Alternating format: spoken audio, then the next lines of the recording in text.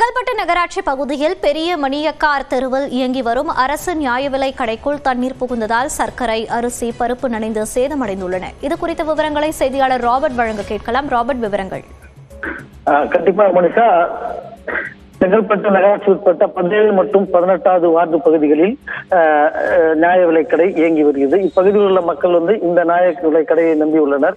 இந்த நியாய விலைக்கடையில் சுமார் ஒரு 1500க்கும் மேற்பட்டோர் இந்த கடையில் தினந்தோறும் உணவுப் பொருட்களை வாங்கி செல்வனர்.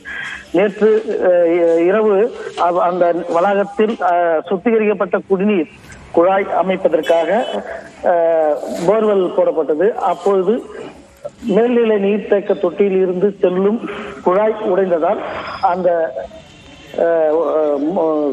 நியாய விலைக்கடை முழுவதும் தண்ணீர் நிரம்பியதால் சர்க்கரை, அரிசி, பருப்பு உள்ளிட்ட அனைத்து பொருட்களும் நனைந்து நாசமானது.